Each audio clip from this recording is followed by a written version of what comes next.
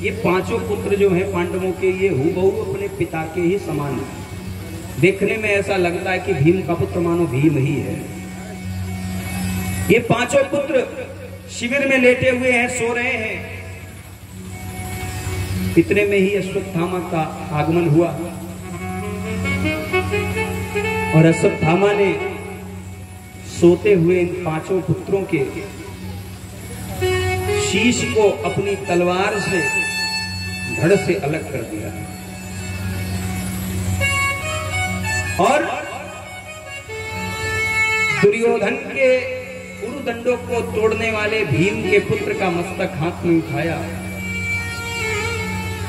और मस्तक को हाथ में लेकर के आज दुर्योधन के पास में ऐसे पहुंचा मानो जैसे कोई बहुत बड़ी विजय प्राप्त करके आया।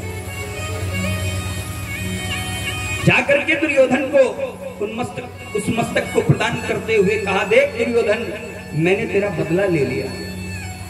तेरे दोनों जांघों को तोड़ने वाले भीम का मस्तक मैं तेरे लिए लेकर के आया हूं। मेरे जैसा कोई मित्र परायण इस संसार में नहीं होगा। मित्रता निभाना कोई अश्वत्थामा से, अश्वत्थामा के जैसी कोई मित्रता नहीं निभा सकता। दुर्योधन ने भीम के पुत्र के मस्तक को हाथ में लिया,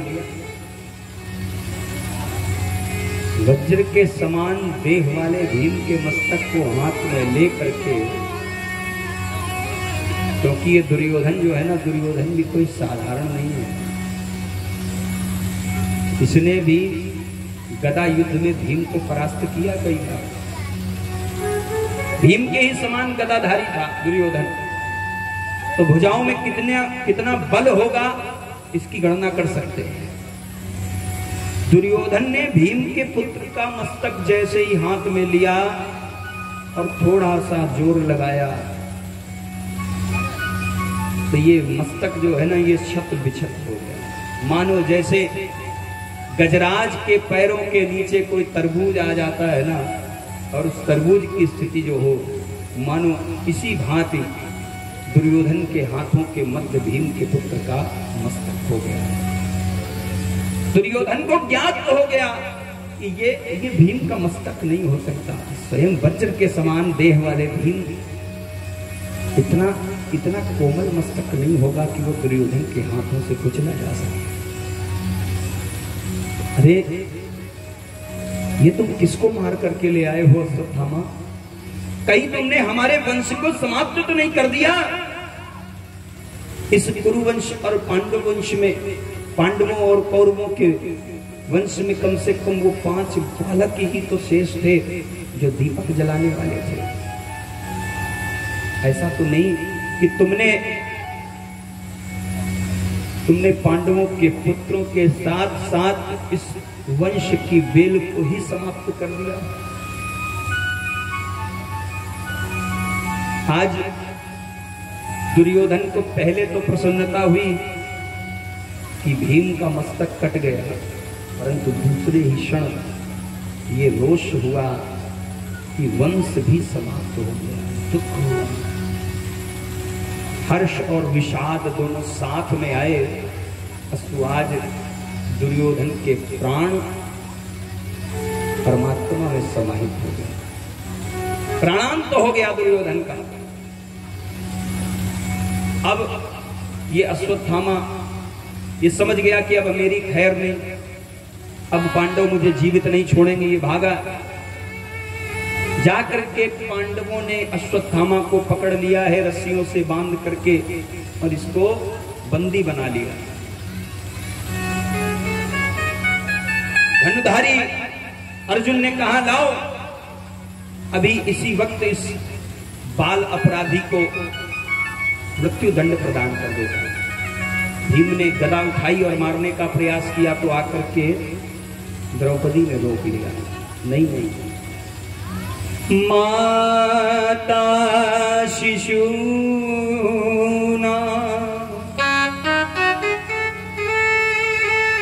निधनम सुतान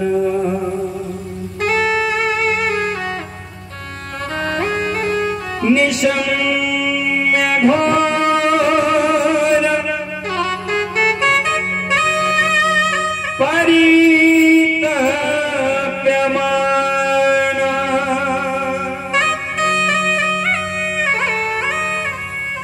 कदारुदवास्पु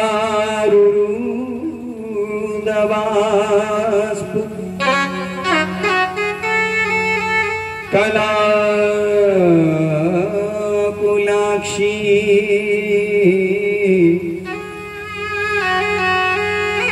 तां सान्त्वये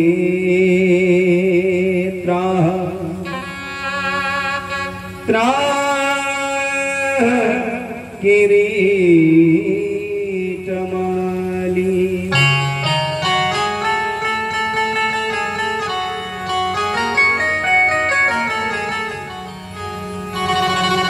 माता शिशु नाम निधनम सुता नाम। जैसे ही द्रौपदी ने सुना कि उसके 5 बेटों को एक साथ में मृत्यु प्रदान कर दी गई, मार दिया गया, आज द्रौपदी रोती हुई शिविर में पहुंची। और जैसे ही शिविर में पहुंची तो देखा क्या कि बालक तो है परंतु शीश भी है। ये भी नहीं पहचान पा रही है माँ कि कौन सा बेटा कौन वाला, क्योंकि शीश भी, मस्तक नहीं है, सिर्फ रुंड, सिर्फ धड़ ही पड़े हुए हैं। और सारे शिविर में चारों ओर रक्त की धाराएं बह रही है। मैया द्रौपदी जिसने अपने खून से सींच करके इन बालकों को जन्म दिया, आज वही बालक, वही बच्चे रक्त रंजित होकर के पृथ्वी पर मृत पड़े हैं। मां कुछ नहीं कर पा रही। जहां एक खरोंच लगने पर मां के हृदय से आह उठती थी, एक छोटी सी खरोंच भी अगर बेटे को लग जाए तो मां का हृदय रोने लगता है कि काश ये चोट इसको न लगती, मुझे लग जाती। और कहां आज उसी मैया के समक्ष उसके बिना शीश के बालक मृत पड़े। सोचिए उस मां के हृदय से क्या सोच रही होगी वो मां कि हे परमात्मा, पृथ्वी फट जाए और मैं उस पृथ्वी में समाहित क्यों नहीं हो गई। ये दृश्य देखने के पहले मुझे तूने उठा क्यों नहीं लिया गोविंद। काश मैं अपने बालकों की हत्या होने के पूर्व ही परम धाम को पकड़ कर जाती। एक बार भी उसको दया नहीं आई, उस मारने वाले को एक बार भी दया नहीं आई कि इन अबोध बालकों ने किसी का क्या बिगाड़ा। दुश्मनी, शत्रुता व्यक्ति को आपस में करनी चाहिए, कभी बच्चों के ऊपर नहीं निकालनी चाहिए। मैया रोती जा रही है, विलाप कर रही है। भगवान ने आकर के द्रौपदी को ढांढस बनाया, क्योंकि भगवान द्रौपदी के मित्र हैं। द्रौपदी को ढांढस बनाते हुए गोविंद ने कहा, ईश्वर विधाता नियति में जो लिखित होगा वही होगा। हमारी मनोधारणा हो जाती कि हमारे साथ में अन्याय हुआ, परंतु गोविंद करते वही हैं जो विधाता ने लिखा है। होगा वही जो राम रच रखा। शायद तुम्हारे भाग्य में द्रौपदी यही लिखा था कि इस अवस्था में तुम्हें अपने बालकों से बिछो हो। भगवान द्रौपदी को समझा रहे हैं। अश्वत्थामा बंधा हुआ खड़ा है, सबने कहा मार दो। द्रौपदी ने बड़े भाव से कहा, जैसे मैं रो रही हूं, जैसे मुझे अपने पुत्र का वियोग है, वैसे ही गुरु माता को भी वियोग हो जाएगा, क्योंकि मेरे तो 5 गए हैं, गुरु माता का इकलौता ये है। अगर ये चला गया तो गुरु माता की सेवा करने वाला कोई शेष नहीं बचेगा। इस संसार में एक माँ ही दूसरी माँ को समझ सकती है। बेटे का जाना क्या होता है ये एक माँ भली भांति जानती है। कहा द्रौपदी ने, मुंचताम येष ब्राह्मणो नितराम गुरु। इसको मारो मत, इसको छोड़ दो, और ये तो गुरु का बेटा है, गुरु के ना रहने पर गुरु का बेटा भी गुरु के तुल्य हो जाता है। भले ही ये आताताई है, इसने दुष्टता की है, अपराध किया है, परंतु ये मारने के योग्य नहीं है। द्रौपदी कह रही है जिसके 5 बेटों का हत्यारा उसके सामने खड़ा है, परंतु एक माँ का हृदय क्या कि आज मैं, जैसे मैं बिना कोख की हो गई, बांझ हो गई, मेरे 5 चले गए, ऐसे कोई दूसरी माता रोए ना। ये माँ का हृदय है।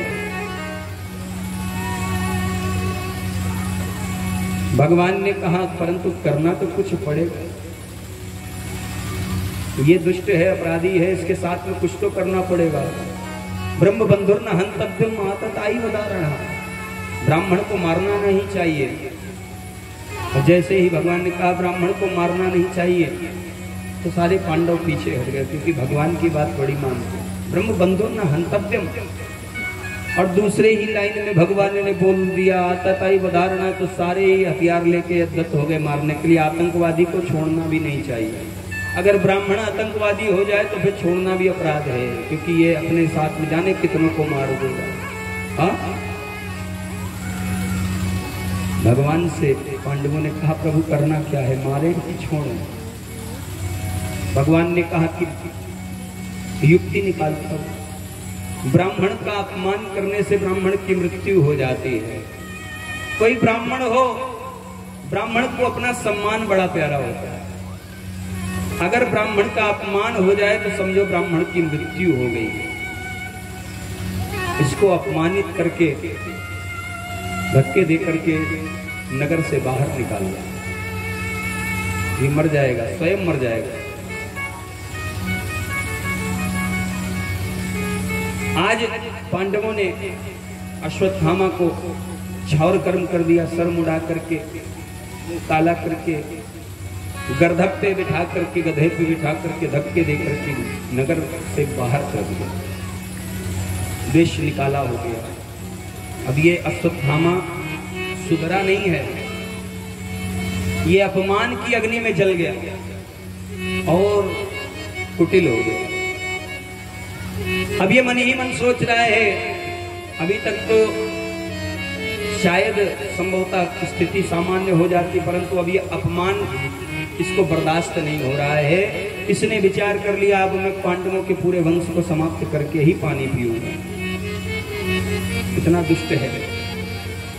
अस्तु, आज अश्वत्थामा ने याद किया पांडवों की पुत्र वधू है, बहू अभिमन्यु की पत्नी, नाम है उत्तरा। चक्रव्यूह में अभिमन्यु ने प्रवेश तो किया परंतु निकल नहीं पाए, मृत्यु हो गई। इसी अभिमन्यु की पत्नी है उत्तरा, जिसके गर्भ में एक बालक पल रहा है। अश्वत्थामा को ज्ञात हुआ पांडवों का कुल दीपक ये शेष, मैं इसे छोड़ूंगा नहीं। आज अश्वत्थामा ने इस गर्भ को समाप्त करने के लिए ब्रह्मास्त्र का संधान किया और उत्तरा के गर्भ पर छोड़ दिया। इधर भगवान सभी को अभय दान दे करके जा रहे हैं। एक हाथ से भगवान ने रथ को पकड़ रखा है, एक पैर भगवान का रथ के पावे पर है, और एक हाथ से भगवान सभी को आशीर्वाद दे रहे हैं। सभी को कुछ ना कुछ मिला है भगवान के जाने पर।